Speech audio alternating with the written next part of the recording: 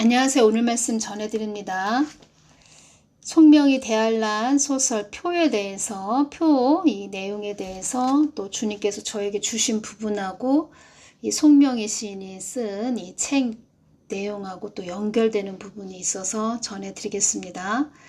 송명희 시인에게 이 표라는 책에 대한 내용을 또 기록을 하게 하셔서 또 송명희 시인이 전한 것이지요. 주님의 마음을 또 우리가 읽어야 되겠지요. 왜냐, 송명희 시인을 통해서 주님은 주님의 마음을 전하게 하신 것이지요. 이런 시대가 도래한다. 너희들 깨어 있어야 한다. 늘 나와 함께 해야 된다. 또 저에게는 또 휴거에 대해서 제가 주님께 여쭈을 때 저에게 주신 부분은 주님의 깊은 마음은 무엇이냐면 너희들 나하고 관계를 이루어야 돼. 저는 휴거 시기가 너무 중요하기도 했고 또 궁금하기도 했고 제가 휴거 시기에 대해서 많은 분들이 누구는 환난 전이야 중간이야 환난 끝자락이야 대환난 끝자락이야 막 이런 말씀을 하셨고 저 같은 경우에는 저도 휴거 시기가 중요했고 궁금했다는 것입니다. 그런데 주님께 여쭤보고 저의 마음이 달라졌다는 것입니다. 휴거 시기가 중요해서 주님께 여쭈었는데 궁금해서 또 주님께 여쭈었는데 주님께 여쭙고 나서 그 주님의 마음이 너무 이렇게 많이 부어지고 느껴지다 보니까 휴거 시기는 중요한 게 아니고 또 휴거 시기가 언제 일어나는지 주님께서 또 모든 말씀들 주신 부분들 제가 또 주님 이렇게 주셨으니까 저도 이렇게 휴거 시기에 대해서 전할게요 라고 말씀도 드렸었는데 주님께서 그 모든 부분을 주신 부분에서 제가 더 많이 느낀 것은 무엇이냐면 우리 자녀들을 얼마나 그 생각을 하시는지 애가 타는 그 주님의 마음이 느껴졌고 또 주님이 저에게 다 보여주시고 말씀해 주신 이유가 무엇이겠습니까? 그 깊은 뜻은 다른 거 없습니다. 제가 그 자녀들, 주님의 자녀들을 위해서 남겨질 자들을 위해서 더 깨어서 그 남겨지지 말고 대환란에 남겨지지 말고 주님과 관계를 이루어서 다 휴거되라고 그것에 대해서 애타는 거 주님의 마음에 대해서 전하거라. 그게 첫 번째겠죠. 그리고 저한테도 말씀해 주시는 것이지요. 너 더 깨워서 기도해. 이런 자녀들이 많이 있을 거야.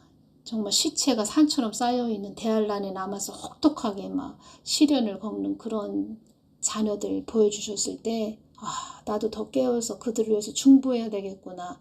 또 이것을 또 깨달았고 또 우리 주님이 우리 자녀들을 얼마나 사랑하시는지 그 크신 사랑, 아버지의 그 크신 사랑. 휴거 시기가 저한테는 그렇게 중요하지는 않았다는 것입니다. 그것이 중요해서 주님께 여쭈었는데 주님께 그것이 중요해서 휴거 시기가 중요해서 주님께 여쭈었는데 그 주님의 마음이 느껴지다 보니까 휴거 시기보다 어떻게 하면 저 사람이 남지 않고 휴거될 수 있을까? 어떻게 하면 저 사람이 대환란에서 혹독하게 시련을 겪지 않고 휴거될 수 있을까? 대환란에 남으면 짐승의 표 박으면 끝나는 것이지요. 그래서 어떻게 하면 저 사람을 하나님 편으로 이끌까? 이런 마음이 더 크지. 휴거가 언제야 언제 중간에 일어나 끝자락 일어나 이게 더 중요하지 않았다. 제가 이 말씀 전해드립니다. 그리고 성경 말씀 마태복음 24장 다니엘서 요한계시록 말씀이 다 열리면 그렇구나. 휴거 시기는 언제이겠구나. 그리고 세상 돌아가는 것도 다 성경 말씀과 연결이 되지요. 그러면 알아진다는 것입니다. 한 농촌의 농부도 농사를 지을 때 또 그 곡식을 추수할 때 순서와 절차가 있습니다. 예를 들어서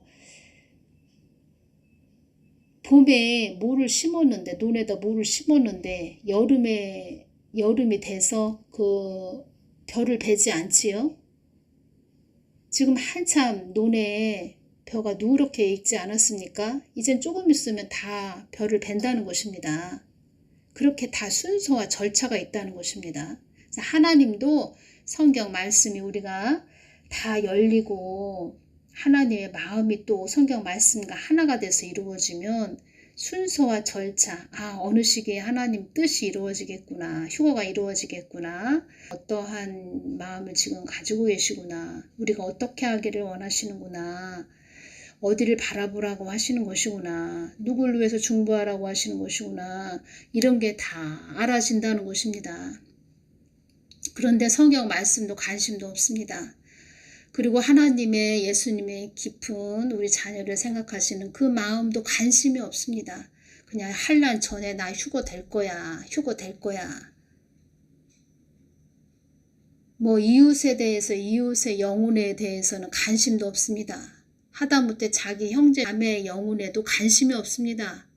자기만 휴거된다는 이런 자들. 이기주의자들이 가는 그런 곳이 천국입니까?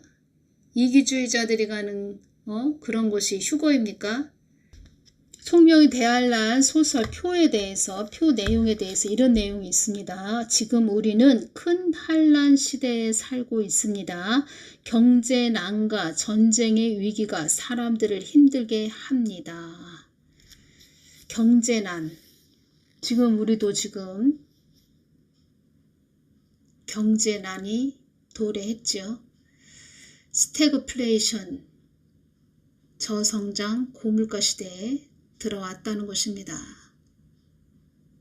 계속 스태그플레이션이 계속 연이어서 계속 갈 것입니다. 2017년인가요? 그때 그 박근혜 대통령 2017년 5월 정도에 탄핵을 당하셨죠.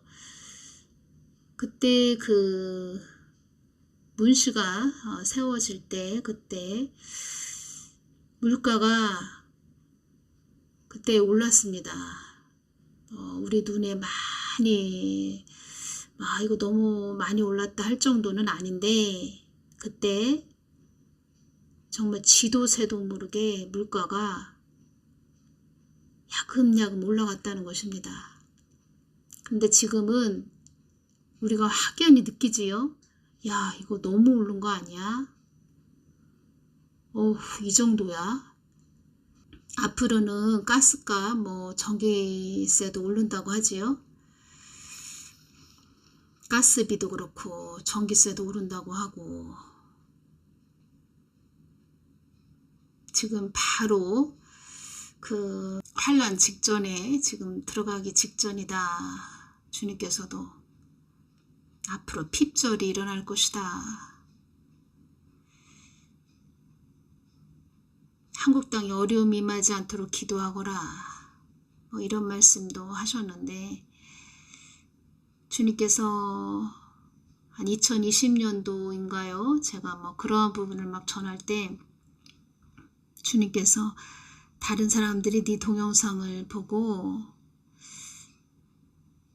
사람을 호리는 동영상으로 말을 할 거야. 이런 말씀 하셨습니다. 그런데 그런 일들이 지금 일어나고 있지요. 주님께서 미리 말씀해 주신 것입니다. 준비하거라. 나와 하나가 되거라. 우리 일반 서민들은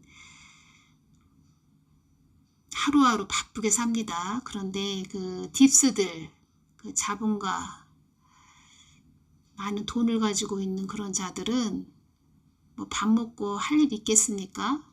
자기 배나 두드리면서 자기들 세상을 만들기 위해서 지금도 열심을 내고 있다는 것입니다. 그래서 교회들은 정신을 차리고 특히 주회종들은 정신을 차리고 양들을 위해서 시대에 대해서 분별을 해줘야 된다는 것입니다. 경제난과 전쟁의 위기가 사람들을 힘들게 합니다. 이 책 내용에 이런 내용이 있습니다. 세상은 하루가 다르게 험난하게 변해간다. 큰 자는 더 커지고 작은 자는 더 작아진다. 있으면 더 넘쳐나며 없으면 있는 것마저도 빼앗겨 있는 이들에게 모든 것이 다 가버려 그 떨어지는 부스러기에 배를 채우려 목말라 한다. 있는 것마저도 빼앗겨 있는 이들에게 모든 것이 다 가버려 그 떨어지는 부스러기에 배를 채우려 목말라 한다. 불평등을 외쳐대면서 나누자고 말은 하지만 나누는 것은 지푸라기일 뿐이다. 그래서 착취와 강탈, 지식과 돈으로 매수하는 세상, 힘으로 억압하는 세상이 되어간다. 힘이 법이고 돈이 법을 이긴다. 힘이 있는 자들은 부드럽게 웃음 지으나 힘없는 자들은 목 놓아 울고 물어도 듣는 귀가 없어진다. 이것이 환난이다.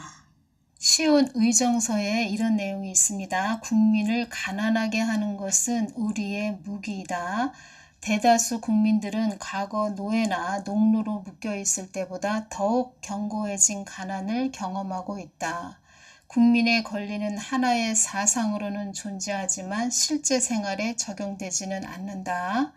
힘들게 노동을 하는 노동자 계급은 정당한 대가를 받지 못해 불평을 터뜨리고 언론은 노동자의 불만을 기사에 실어 사회 불안이 가중될 때 우리는 충실한 하인을 내세워 빵 부스러기를 한 줌 뿌리면 국민들은 우리의 종에게 환호하며 투표하여 지도자의 자리에 앉히게 될 것이다. 아젠투어 유태인 엘리트는 국가를 당파 싸움, 각종 재난, 경제난, 파업, 실업 등으로 궁지에 몰아넣어 결국 데모와 폭동을 조장하고 나라가 망하기 일보 직전에 구해주는 척하면서 다가가 모든 권력을 빼앗게 됩니다.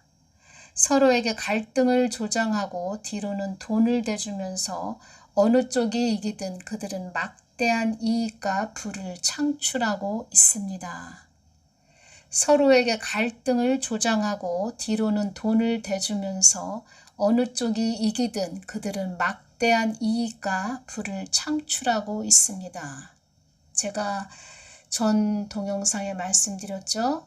푸틴하고 그 러시아 우크라이나 그 전쟁 일어났을 때 제가 주님께 여쭈을 때 그 러시아에 대해서 얼음산으로 보여주셨을 때 상생이라는 글자를 주셨다고 말씀드렸죠. 그 부분과 또 이 말씀 제가 지금 전해드린 말씀과 연결이 되네요. 서로에게 갈등을 조장하고 뒤로는 돈을 대주면서 어느 쪽이 이기든 그들은 막대한 이익과 부를 창출하고 있습니다. 오늘은 여기까지 전해드리고 다음 시간에 또 연결시켜서 전해드리겠습니다. 감사합니다.